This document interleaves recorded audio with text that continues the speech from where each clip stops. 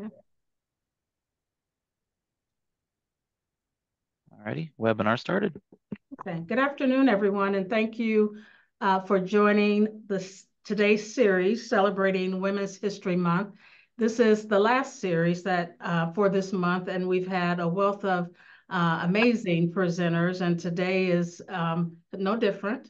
Today we have as our guest Janet Miles-Bartee, who is the Executive Vice President of the Local Investment Commission.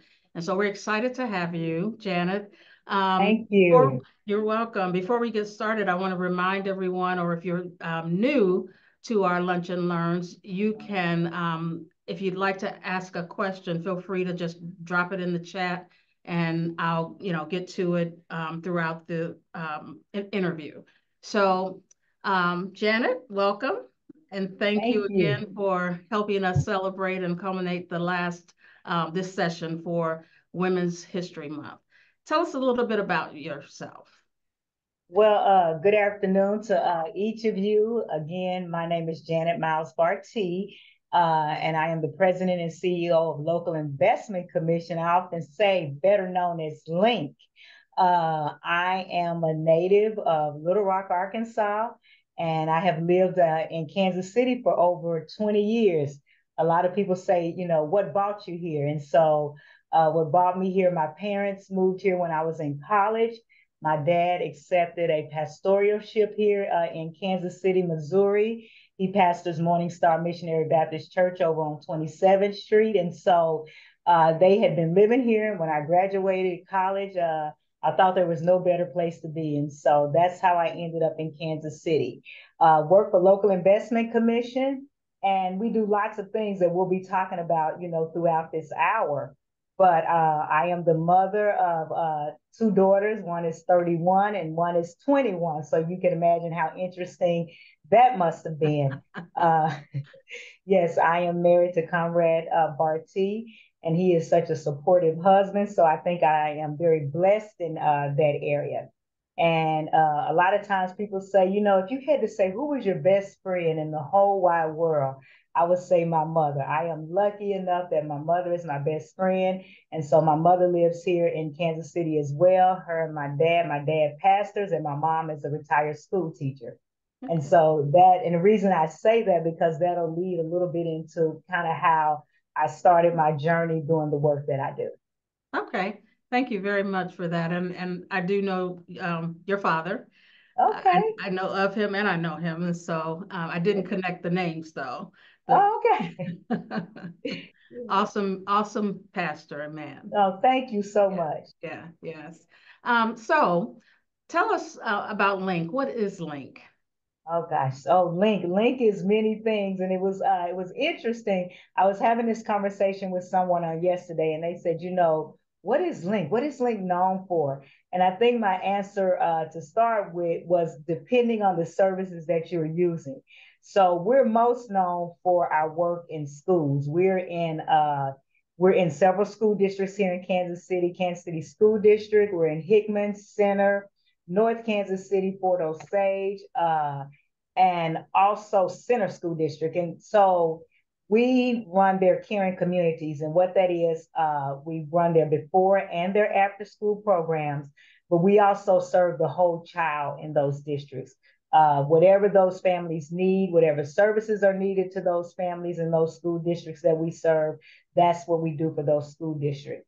Also, so LINC is social services. We also run the LINC Works program here in Kansas City, Missouri, for the 7-county population, the TANF population. We run Star School for our foster youth. We have Chafee, that we run our Chafee program out of LINC. So we're social services. We're in the community, and it's whatever the needs of the community is, and we try to step in. So thank you. So I read in your bio that you there's a combined enrollment of 52,000. Yes. So Wow. we serve yes, with all of our programs, and in our schools alone we serve over 7,000 kids. And so yes, we are seeing families every day. We're seeing those children, and we're seeing the families of those children, and we're serving those families every day. Okay. How did you end up in LINC? So I moved here, like I said, after college, and I started off my career in Kansas City. I was teaching over at Ladd Elementary School. And Ladd had a caring communities, and they did the before and after school at Ladd as well. And, you know, as a school teacher, anybody online that's a school teacher, you know, you're always looking for that part-time after work. And so I started working as a group leader in the LINC program at Ladd Elementary. And the lady who was over the program at that time, Ms. Brenda Newsom, came to me and said, you know, how do we get you to stay with our program? I'm moving to another department for LINC. And what do you think about being the site director for this school? So I took that job. And from there, I became a site director, and I was at Ladd. And then a few years later, the president of the organization then was Gail Hobbs. She approached me and asked me to be a supervisor. So I became a supervisor for LINC. And what's interesting, after that, I became the supervisor over the supervisors. And from that, I became the executive vice president of LINC. LINC had never had an executive vice president, and I was asked to fill that role. And then after that, I was nominated as the president. So that's kind of my journey with LINC. Awesome, awesome. What is the impact for children, or what would be the impact for children if there was no LINC to serve the community? You know, and so this is a conversation that as a new leader of LINC that I'm starting to have with the community that we serve. I think the first impact that would happen would not only be with children, but it would affect their families, because there are a lot of families, if it were not for the program, these moms and dads would not be able to work the hours they need to work. Our programs start at 7 a.m. in the morning. Families are able to drop their children off, but they're also able to leave them in our programs to 6 p.m. in the evening.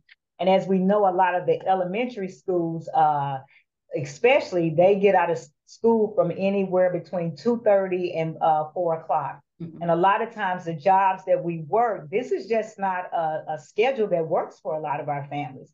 So I think the first impact that it would have on our community if LINC was not around is that it would have an impact on adults working. And so that's the number one reason that we do what we do. But secondly, I think there's emotional, as far as a social impact it would have on our children. In our program, our children, there are lots of needs that are met, but they also have a social aspect where they're, you know, not only studying and learning with their friends and their classmates, they're learning how to get along with them through games and play and extracurricular.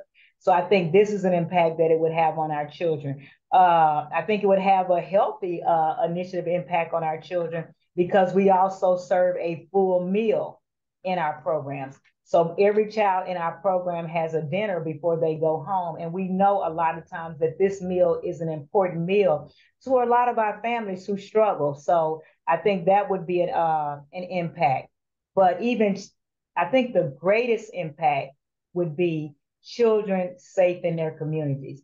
And a lot of times, if this program was not around, we would have children who would be going home to empty homes. And we know that, you know, the damage that can cause. You know, we have proven that because this program exists, there are less fires. You know, a lot of fires happened before extended day came around, but less abuse.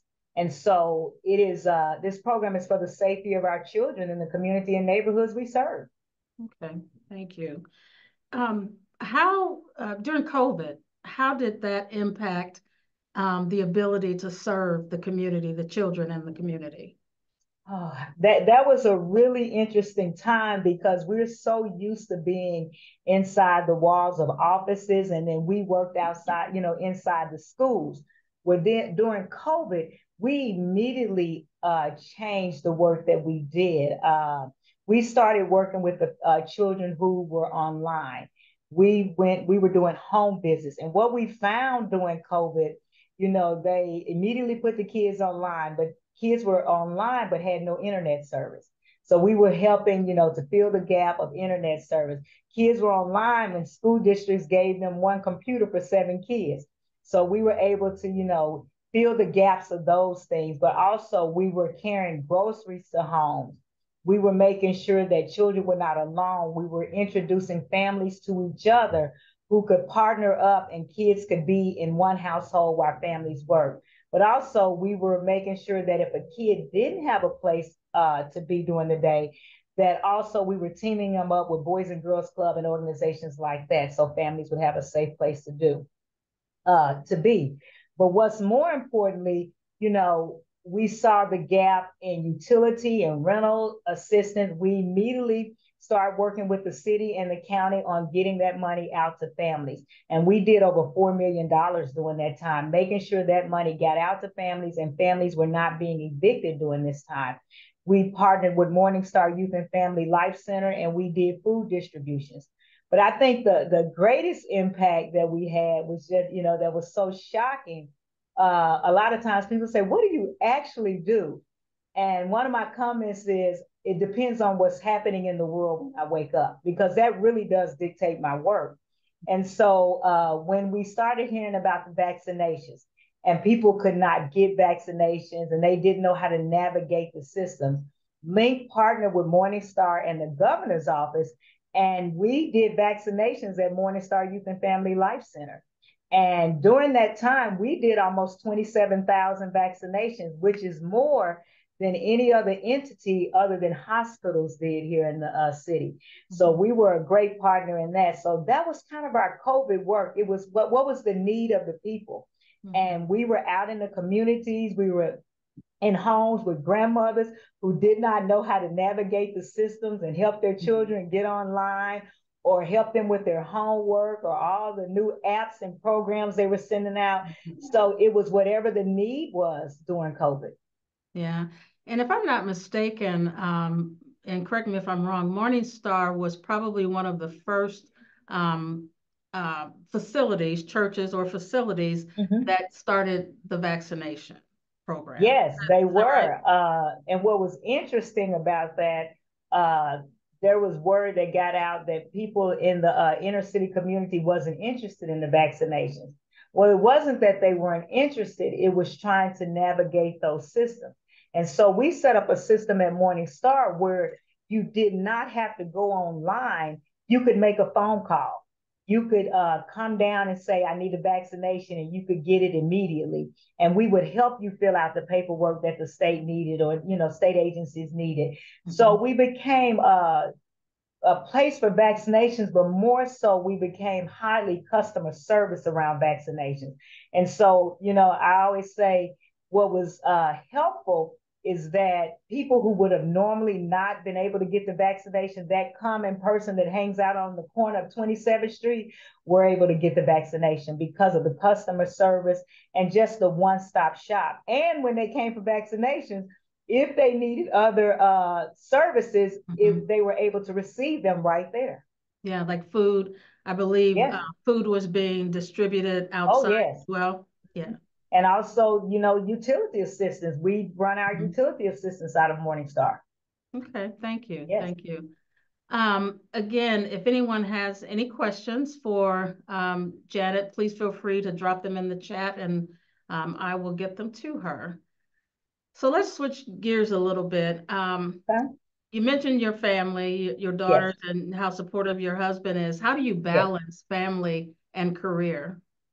Oh gosh, sometimes it's difficult, and I have to admit, as other women who are in leadership roles, sometimes our bodies just shut down on us, and I do have those experiences, and I'm trying to get better with those.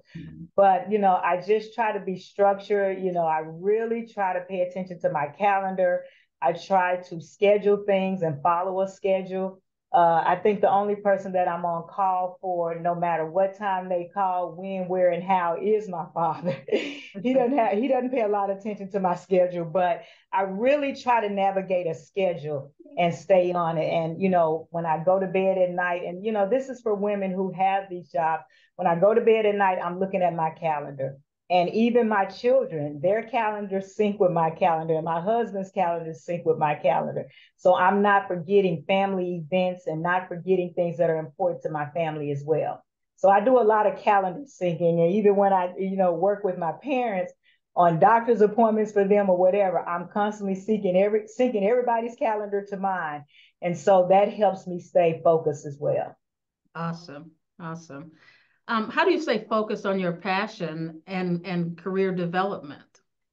Well, I think staying focused on my passion because, as I stated before, my mom was a teacher and my dad was a minister. And so service has always been what we've done. And I grew up in a home that it was not about, us in particular, but it was about the very least of them. And so I think my passion and my work has always coincided because, I've always been taught am I my brother's keeper? And I am my brother's keeper. And that is not only my personal passion, but it is what I do in my career. And so I think that's what has made it easy for my career and my personal life to coincide. And then, even with my children, I raise them the same way. So if there are events I'm volunteering at, or if there are food distributions going on or things in the community, it kind of just fits in with our life. We can all end up at the same event volunteering or whatever, because that's kind of how we live. Okay, thank you. That's awesome. What are you doing, or do you mentor? And if you do, what do you do to mentor the next generation of women leaders? Yes, so I mentor in my church, first of all, with young ladies, and also, of course, at work. We have a lot of young ladies who work in our programs, who work for us here at LINC, and I have an open door policy. Anybody at LINC know that they can come in my office. We can sit down, we can chat, but also just working with the young ladies here, just talking to them about, what are your next steps? What do you want to be doing in 10 years? How do we get there? And really pushing them to pursue how they want to get to the next step. Are there classes you need to take? And there are classes LINC has staff in at this time. What do we need to do to push you to the next step? And so I think that's the biggest thing, is just having those constant conversations with young ladies. What do you want? And how do we get there? And then how do we help you get there? How many, if you have a number, maybe over the last year or two, mentees that you've had or that you've seen some progress based on your mentoring them? Oh, I would say what really jumps out at me is I'm thinking about 8 particular young ladies. And so, yes, I would say about 8 to 10. Okay. And then we still have that camaraderie where we're talking at least monthly, some of them more than that. And so, yes. Okay, thank you.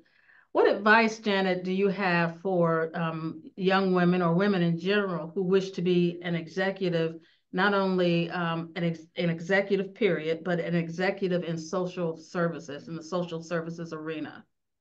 One of the things that I say to my staff here at LINC, that the work that we do is not hard work, it's hard work. So that would be the first advice, is have a heart for the community and the neighborhood, because social service and service is nothing you can learn. It's something you have to feel. And when you have it, you have it. It's not hard for me to get up and come to work, and it never has been. I'm always thinking about what's the next thing I can do to better someone else's life. And if those are the things that you think about, and you're thinking about constantly, how do I help? How do I serve? And when I go into the schools and I see children, I'm always thinking about, what can I do for them? How can I make this experience better? So I think my advice is, if you're looking to work in social service, just have a heart for people. And if you have the heart for people, that's the first step. Okay, thank you. And as you know, Swope's purpose is to serve the underserved, and it includes social services. And so the people here have a heart for people. Yes. Just to serve the people. And so I think we connect with what you just said. Yes. Again, if you have any questions, please feel free to drop them in the chat. Another question I had, as you were explaining the services and going door to door and bringing families in, how many staff members or how many volunteers does it take to move this engine around? So LINC at this time has this is including our part-time staff that work in our programs. We have right at about 590 staff members. Wow. Yes. And that's including our part-time staff because we're in 54 sites, 54 schools. Wow, wow, that's awesome. That Yes. thought occurred to me. It must be, you know, a huge group of people to be able to keep it Yes. running and moving. Oh, yes. That's awesome. That's awesome. What, let's see, based on your experiences that you've had, what advice do you have for the women listening today? You know, I think based on my experience, just believe in yourself. A lot of times, you know, and I say this to young women that I talk to all the time, is that sometimes people like to make things seem harder than they are. But believe in yourself and believe if one person can do it, you have it in yourself to do it as well. Because a lot of time as women, we just feel like we don't have what it takes. We don't have enough education. We don't have enough experience. We don't have enough to share with people. But believe in yourself and know that if it's in your heart to do it, you have what it takes. Okay. You Well, have what you. it takes. Thank you. Um, I don't have any questions listed in the chat right now, but is there anything else that you would like to share? Um, you know, the floor is yours. No, I think, you know, what I would like to share with women, especially young women, you know your value and know that you have something to offer and know that you have something to give and never be afraid to stand up and fight for what you believe in. Never be afraid to stand up and fight for who you believe in, because that has been the driving force for me. I believe in our children. I believe in our families. I believe in our community and neighborhoods. And that's why I stand up and fight for them every day. And no matter what other people think about the children and families and communities we serve, I know that they are princes and they are prince. And I serve them daily because I know their value. Thank you. Thank you for all you do. Thank you. I'm not familiar. I wasn't familiar with the program. I've heard of it before, but not, you know, to the detail that you've explained. And so it's opened my eyes as well to, you know, there's a need out there, but you don't know how it's being, you know, how it's being handled. And so thank you for you and your staff for all you do. Thank you so much. And thank you all for inviting me today. I do have one question that came in. How can someone volunteer to help after work hours? Oh, okay. All they have to do is contact us at on our website, or our phone number is 816-889-5050, and ask to speak. You can ask to speak to myself, or you can ask to speak to Jeff Hill, and we'll get you where you need to be. Okay. Yes. Okay. I want to make And we sure love volunteers. We love volunteers. Okay. Okay. Yes. Thank you. And if anyone else has a question that's listening, if you want to pop it into the Teams chat, I'm watching that as well. Someone said that they thought maybe the Zoom chat was disabled. I don't think it is, but in the event that it is, feel free to Teams me with a question if you have one. We'll wait just a few more minutes. Okay. No problem.